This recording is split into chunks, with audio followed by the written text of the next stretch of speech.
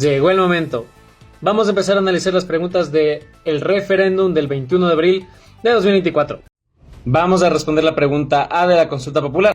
Antes que nada, un inciso. Las personas que votan todo no, sobre todo a preguntas de incrementar las penas, a preguntas como la que vamos a responder ahorita, a preguntas sobre tipificar los delitos, simplemente porque les cae mal Noboa o peor, porque están siguiendo solo lo que les dice su político favorito, no sé. Me parece un desperdicio de ciudadanía. En fin. Recuerda que aquí no apoyamos ni el todo sí ni el todo no, sino analizar cada pregunta. Aclarando que actualmente las Fuerzas Armadas no pueden apoyar a la Policía Nacional a menos que sea estado de excepción, la pregunta es, ¿está usted de acuerdo con que se permite el apoyo complementario de las Fuerzas Armadas en las funciones de la Policía Nacional para combatir el crimen organizado, reformando parcialmente la Constitución de conformidad con lo previsto en el anexo 1? Lo que se explica en esta pregunta es que realmente en las funciones operativos que realmente están a cargo de la Policía Nacional también pueda participar las Fuerzas Armadas, que actualmente, justo como están haciendo operativos tan peligrosos y que se necesitan tantos recursos, yo la verdad apoyo totalmente y estaría votando sí. En los anexos se explica un poquito cuáles serían los beneficios de que realmente colaboren las dos entidades de forma conjunta. Y también nos dice que si se aprueba el sí, el presidente Daniel Noboa tiene 5 días para establecer o enviar el proyecto de ley y luego se tienen 60 días para que la asamblea la apruebe. Estamos a muy pocos días de que empiecen las elecciones y nos quedan solo 2 preguntas por responder. Por favor, déjame en la cajita de comentarios cualquier comentario que tengas. Sígueme para más contenido. ¡Chao! Hoy vamos con el inciso B, pregunta 1. Recuerda que si alguien te dice todo no o todo sí y no te da argumentos o te dice por qué, no te está aportando nada y no le hagas caso. Piensa por ti mismo. Pareciera pregunta repetida sobre la extradición, la venganza de la extradición. ¿Está usted de acuerdo con permitir la extradición de ecuatorianos con las condiciones, requisitos, restricciones e impedimentos establecidos de la Constitución, los instrumentos internacionales y la ley, enmendando la Constitución y reformando las leyes conforme al anexo 1? Se responde sí o no. Partamos definiendo que la extradición es una herramienta por la cual, imagínate que un delincuente comete un acto en cierto país y huye a otro. El primer país puede pedir al segundo que devuelvan a esta persona. Eso con el fin de que pueda ser juzgado en el país original o que vaya a cumplir una condena que tenga pendiente. Hay que ser honestos y decir que la extradición es un proceso bastante complejo. Realmente si ya se aprueba, todavía habría que pasar por un proceso burocrático que es bastante largo de hacer. En nuestro país es un juez quien dictamina si la extradición se hace efectiva o no. Muchas personas por esa razón van por el no en esta pregunta, pero la verdad es que para mí, entre no tener una herramienta y que tenerla, la tendría, siempre y cuando no haya elementos que sean como contraproducentes para las personas. He escuchado el argumento de que realmente Ecuador ya tiene convenios de extradición con algunos países, pero hay que ser honestos. En la lista de países primero están la OEA, también están Bolivia, Perú, Colombia y Venezuela, perdónenme por leer, y también hay, lo que leo, 25 tratados bilaterales. El problema es que esos tratados no se aplican para todos y de momento solo están para extranjeros. Cosa importante es que en el anexo se aclara que siempre y cuando se respeten los derechos humanos de incluso las personas extraditadas y se cumplan con las normativas que los países hayan convenido. Y que esta norma de extradición ya no sea solo para extranjeros, sino se dice que cambie por personas, es decir, para extranjeros y para ecuatorianos.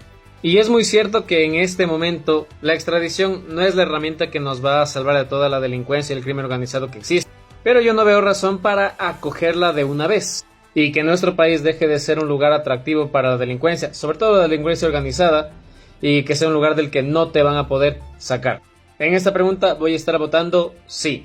Y por favor, déjame tus comentarios, vamos a discutirlo, vamos a debatirlo, mostremos diferentes puntos de vista. Y vamos a que alguien pida la segunda pregunta para continuar con ella. Vamos ahí. Recuerda seguirme para más contenido. Vamos a seguir respondiendo las preguntas del referéndum y consulta popular del 21 de abril. Vamos ahora con la pregunta 4, el casillero C. Gracias, Dirs, por haberla pedido. Pidan las demás y las seguimos comentando.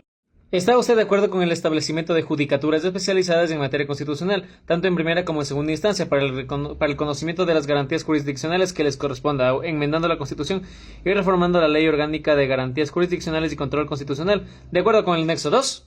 Que la verdad yo no entendía bien a qué se refiere esta pregunta, así que aquí sí tuve que investigar bastante, ver otros videos, y la verdad es que luego es bastante sencilla. Dice que haya judicaturas especializadas en el reconocimiento de las garantías, por ejemplo el habeas corpus, es decir, que no sea cualquier juez el que pueda dictar habeas corpus cuando quiera, que es lo que ha pasado muchas veces en el país. Por ejemplo, con el famosísimo Glass, que múltiples veces hubo jueces que le daban habeas corpus a pesar de que no eran de la misma provincia. De ganar el sí, sobre todo lo que se pretende es que no haya jueces que puedan favorecer a sus amiguitos, brindándoles, por ejemplo, esas garantías. Aunque te digo, para evitarte todo eso, mejor regula que las personas que están en cargos jurídicos sean adecuadas, sean incorruptibles y sobre todo que no puedan hacer ese tipo de cosas.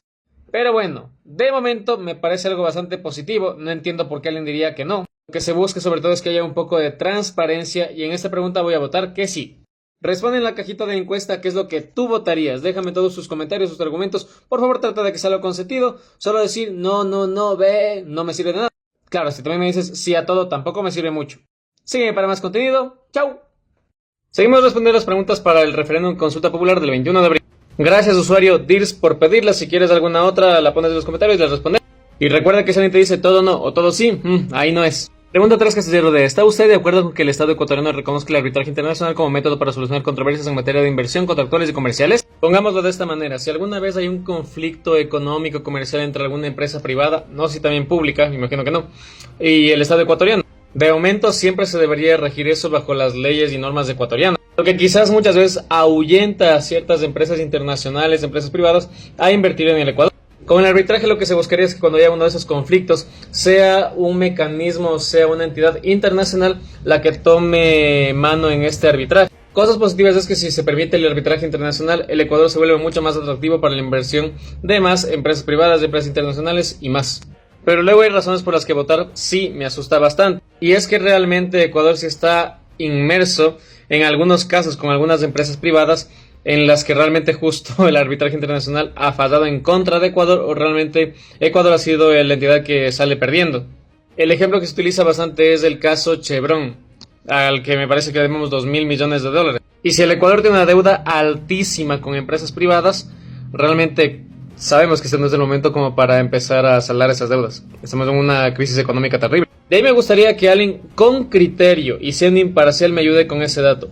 El anexo lo que dice es que se va a sustituir el artículo 422 para permitir el arbitraje, pero no sé si esta medida sería retroactiva, es decir que también aplicaría para todos los arbitrajes pasados o conflictos pasados que tengan.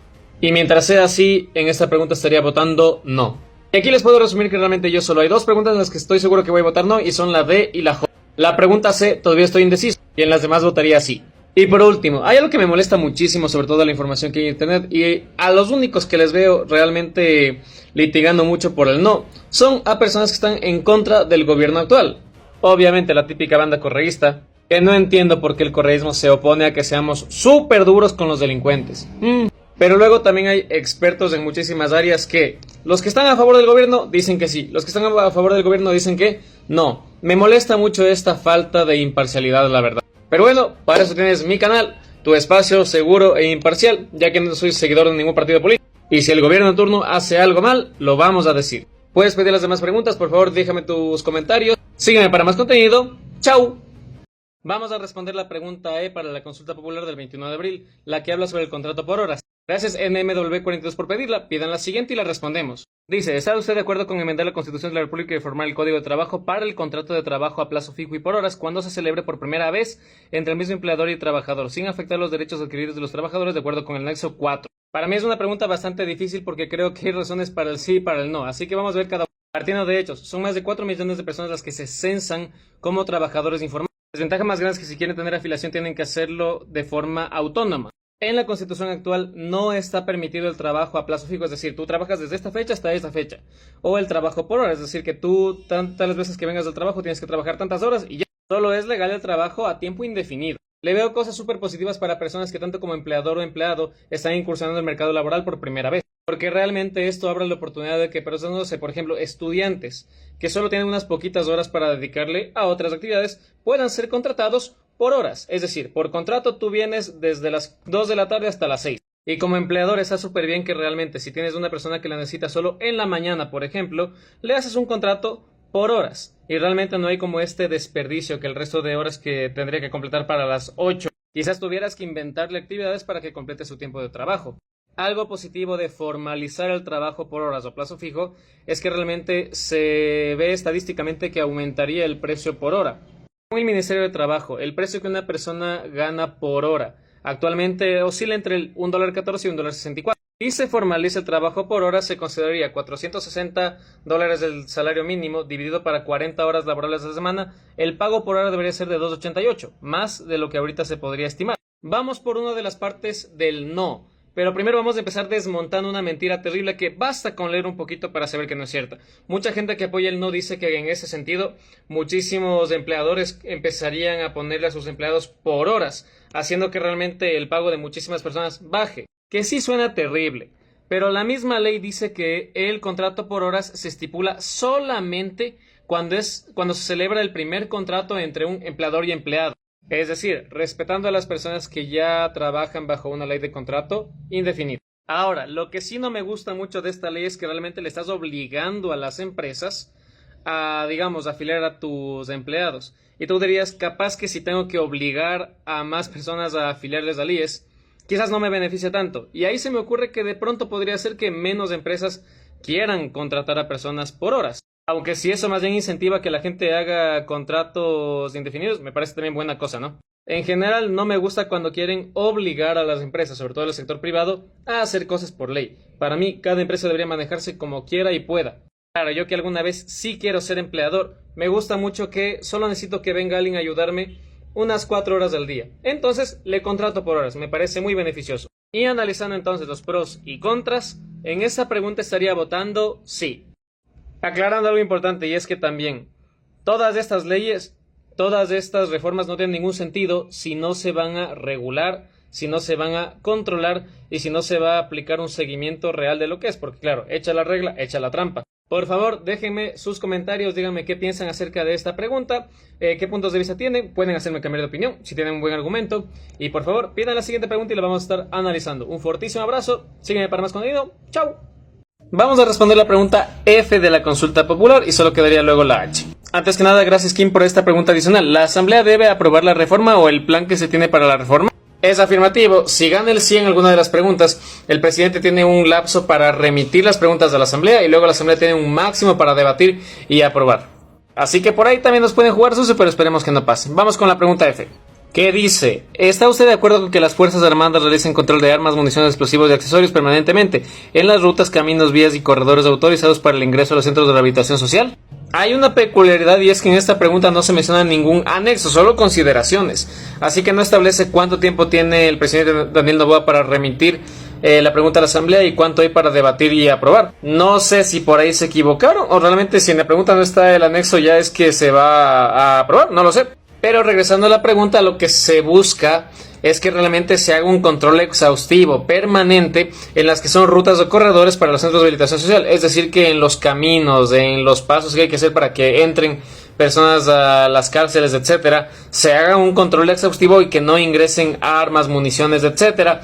Lo que me parece primero lógico y después totalmente razonable. Así que en esta pregunta estaría votando sí. No tengo nada realmente en contra de esta pregunta, entonces si tú tienes algo que quizás no estoy viendo yo, por favor déjalo en la cajita de los comentarios, podemos debatir. Sígueme para más contenido, ¡chau! Vamos a responder la pregunta G de la consulta popular de ese domingo 21 de abril. Quiero aclarar algo, no estoy tampoco a favor del todo sí, a menos que hayas leído cada una de las preguntas. Votar todo sí porque sí, tampoco me parece razonable. Aprovechemos, amigos, de esta oportunidad que tenemos de hacer válida nuestra democracia, pero también seamos unos buenos ciudadanos, informémonos bien y demos una perspectiva clara. Dicho eso, vamos ahí sí. Dice, ¿está usted de acuerdo con que se incrementen las penas de los delitos de terrorismo, su financiación, producción y tráfico ilícito de sustancias catalogadas sujetos de fiscalización, delincuencia organizada, asesinato, sicariato, trata de personas, secuestro extorsivo, tráfico de armas, lavado de activos, actividad ilícita de recursos mineros, retomando el Código Orgánico Integral Penal conforme al anexo de la pregunta? Todos los males, de hecho. En el anexo nos aclaran que en 2022 fueron más de 4.600 muertes violentas y que muchas de estas son fruto del narcotráfico como principal fuente de muchos de esos delitos. Y siendo que el narcotráfico es de los males más grandes que hay en el país, me parece muy correcto que se aumenten las penas de cualquier delito derivado de este, conjunto con la pregunta de que no se puedan reducir ni aminorar las penas para esos delitos. Y por supuesto que en esta pregunta voy a estar votando sí, porque cualquier cosa que esté ligada con este mal tan grande que hay en nuestro país tiene que empezar a ser sancionada muy fuertemente. Comenta por favor qué es lo que vas a votar en esta pregunta, comenta tus argumentos y vamos a tener un diálogo interesante. Sígueme para más contenido, chao. Vamos a responder la última pregunta que me quedaba de la consulta popular, que es la pregunta H. Y por Dios, ni todo sí, ni todo no. Analiza cada pregunta por tu cuenta. Si hay un término que no entiendes, búscalo. Infórmate. Haz el esfuerzo y utiliza bien tu ciudadanía. Vamos ahí. ¿Está usted de acuerdo con que las personas privadas de la libertad cumplan la totalidad de su pena dentro del Centro de Rehabilitación Social en los delitos detallados en el anexo de la pregunta, reformando el Código Orgánico Integral Penal, conforme consta en el referido anexo? En el anexo nos dicen en consideraciones que hay 3 tipos de rehabilitación, en régimen cerrado, abierto y semiabierto. Los regímenes semiabierto y abierto implican que se pueda reducir la condena de un sentenciado. En el semiabierto cumplir al menos del 60% de la condena y en el abierto al menos del 80% de la condena. Si gana el sí, hay delitos a los que no se pueden acoger los regímenes semiabierto y abierto, y son muchos que tienen que ver con narcotráfico o crimen organizado, financiación del terrorismo, reclutamiento de niños, niñas y adolescentes. Que sí, me parece que jalarle a tu grupo a personas menores de edad debería ser no perdonable, que no te pueden reducir el delito. Secuestro extorsivo, producción ilícita de sustancias, actividad ilícita de recursos mineros, armas de fuego, tenencia y porte no autorizado de armas, extorsión, revelación de identidad de agentes encubiertos, tráfico de influencias, oferta de realizar trabajo de influencias o testaferrismo. Entonces, para esos delitos tan graves, estoy de acuerdo que no exista la posibilidad de tener reducción de sentencia o perdón de sentencia. Entonces, en esta estaría votando sí. Y con esto acabamos de analizar las 11 preguntas. Si tienes alguna pregunta adicional a lo que quisieras aclarar, vamos argumentando, vamos poniendo algunos criterios importantes. Y eso sería, vamos a votar con conciencia. Vamos a hacer válida nuestra ciudadanía. Tenemos la oportunidad de justo ser partícipes de la democracia. Entonces hagámoslo bien. Que no te vean la cara de tonto, que no te vean como un borrego, un tonto útil. Haz uso de tu inteligencia y haz uso de tu ciudadanía. Sígueme para más contenido. Chau. Vamos a responder la pregunta ahí del referéndum y consulta popular. Muchísimas gracias, Anto, por pedirla. Pidan las demás y las revisamos. ¿Está usted de acuerdo con que se tipifique el delito de tenencia o porte de armas, municiones o componentes que son de uso privativo de las Fuerzas Armadas o la Policía Nacional, sin afectar a las armas de fuego permitidas para uso civil, reformando el Código Orgánico Integral Penal conforme al anexo de la pregunta? Para mí lo que no sabía es qué significa tipificar. Y buscando un poco, vi que en la legalización penal o sancionatoria definir una acción o omisión concretas a las que se asigna una pena o sanción. Es decir, en palabras simples, hacer que una acción sea delito. En el anexo nos dicen que las armas actualmente se clasifican como armas de uso restringido, uso privativo de la Policía Nacional, las que solo puede tener la Policía Nacional o la parte militar. Armas de uso civil, la que pueden portar los civiles, y armas químicas, radiactivas y bacteriológicas. En palabras simples es que si un civil porta armas que son de uso solo de la policía o de las Fuerzas Armadas, esto sea un delito. De hecho, en el anexo también nos informan cuál ha sido la cantidad de armas de uso privativo se han confiscado de civiles. Nos dicen que entre 2020 y 2023 han sido 4.597 armas de uso privativo y de hecho que siempre han ido en aumento. Lo que se busca hacer con esto es que personas delincuentes no tengan esas herramientas para poder atacar a víctimas, por ejemplo. Y por eso en esta pregunta yo estaría votando sí. Ya les he dicho, amigos, que por favor revisen bien. Si alguien les dice todo sí o todo no, por favor no se queden con eso y busquen argumentos válidos. Pero recordemos que justo estábamos buscando una solución para el tema de la delincuencia, la inseguridad, etc. Si en esta pregunta gana el sí, el presidente Noboa tiene 5 días para establecer la propuesta de ley y la Asamblea tiene 60 días para aceptar o rechazar. Entonces aquí nos están dando justo la oportunidad de poder tener esos recursos, estas herramientas para tratar de mejorar el tema de la seguridad en el país. Así que ahora que ya nos han dado la oportunidad, no la desperdiciemos. Es todo por el video de hoy, sigamos viendo las demás preguntas, sígueme para más contenido, ¡chao! Seguimos respondiendo las preguntas de la consulta popular y referéndum del 21 de abril. Recuerda que aquí no estamos a favor ni del todo no, ni del todo sí. Hay que analizar cada pregunta, vamos ahí.